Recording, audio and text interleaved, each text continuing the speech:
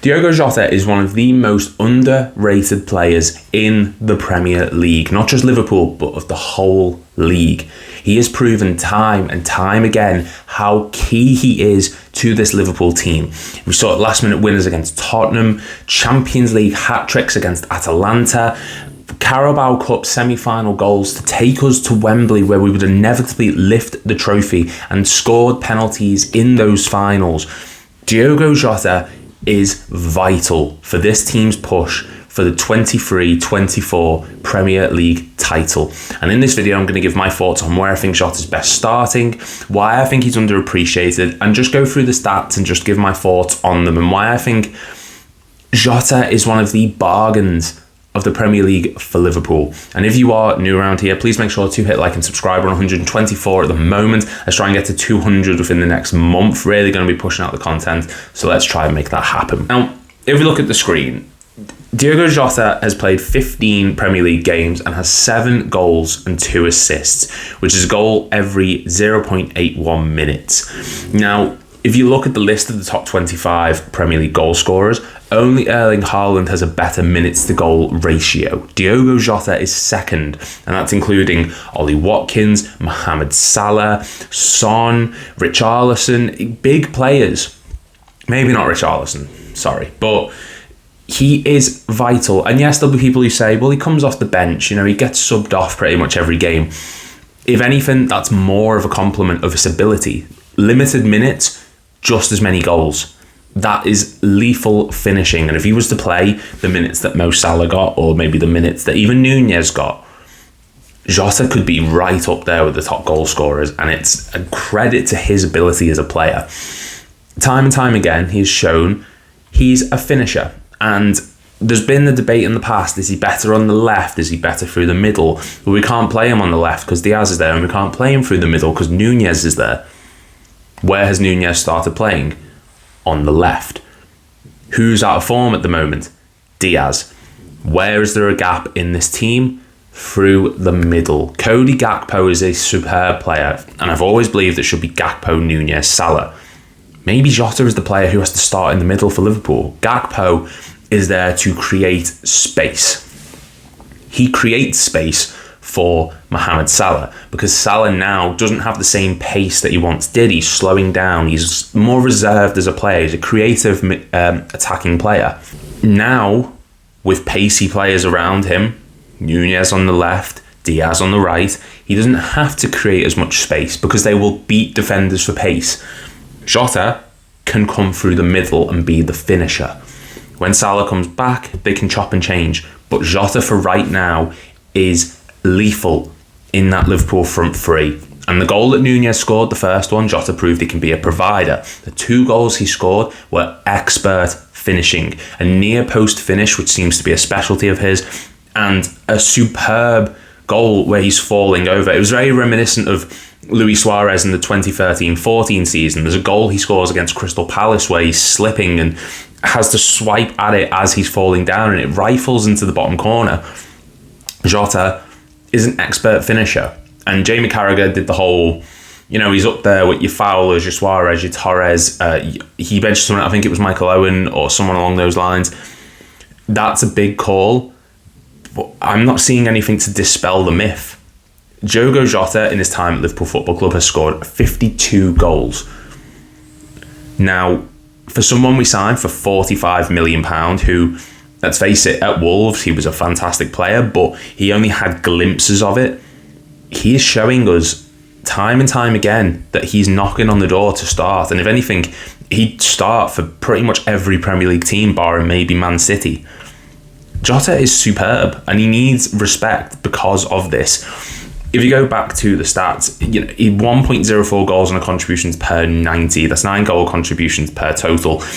He's in the top 95% in the league for that. And he's a bench player. He's coming off the bench. And that is an incredible testament to him. And you can't see it because it's off the screen right now, but of our attacking players, he has the most goals per 90 minutes. And again, you could say, well, he's coming off the bench, he's injured and this and that. Again, that's a testament to his ability to finish the ball, because it's superb.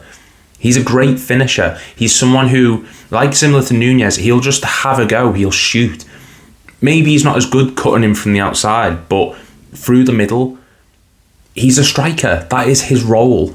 He's not a false nine like Gakpo. He's not a winger like Diaz. He is a striker, and that is his best position. And we've seen that time and time again this season. The LASK game, where he dribbled past the defender and slotted it into the bottom corner.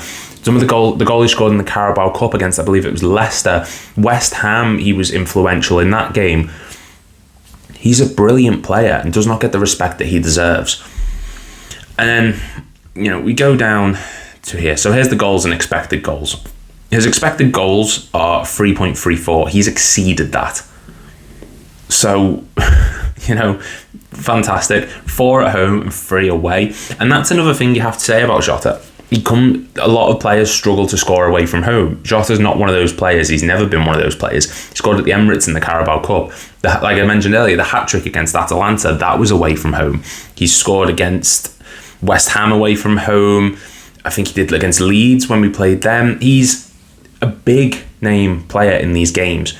And he turns up, and he is an impact sub sometimes. Because there's other games where when he starts, he's not great. The Man City game earlier in the season, couldn't get going. Kyle Walker really bodied him. He's not a pacey player per se. He's just a technically gifted player, and you need those people. It can't all be pace.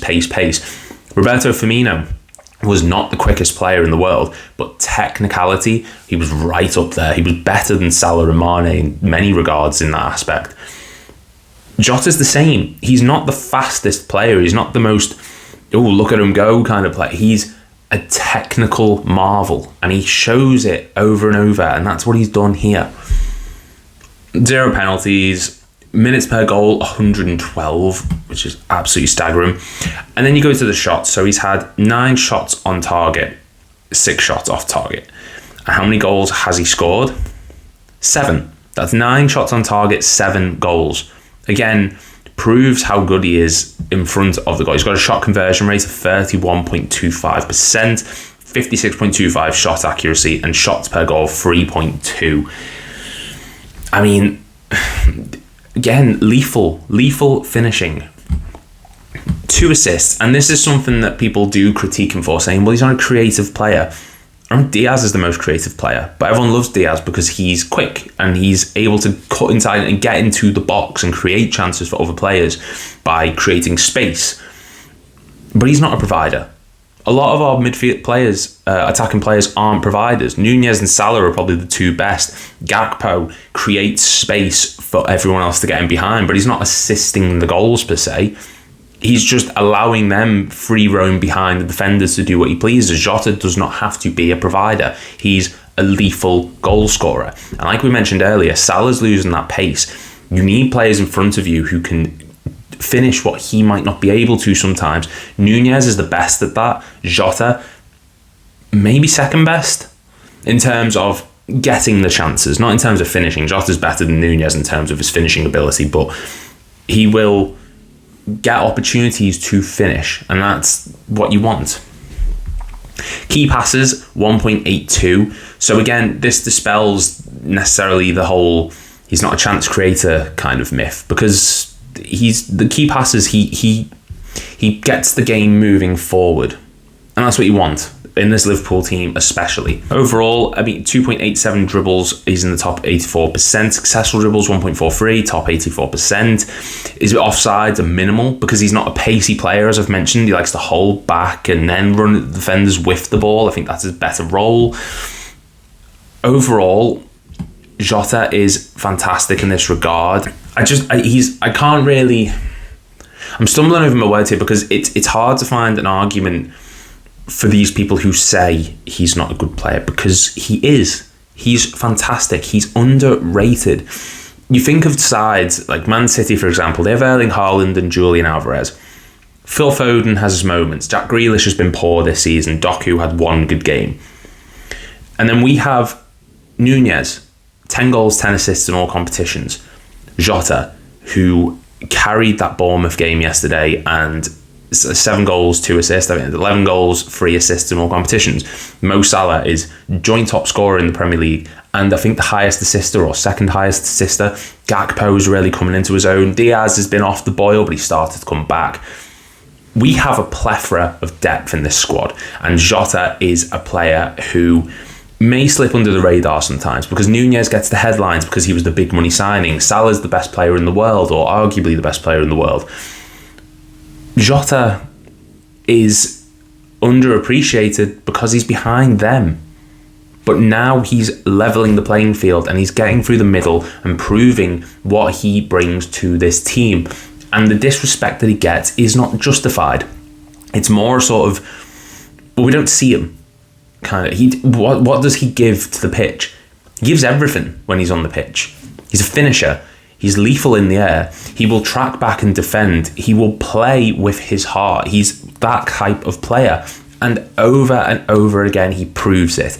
And just because other players steal the headlines doesn't mean that Jota doesn't contribute to the team. And it really does need to be addressed.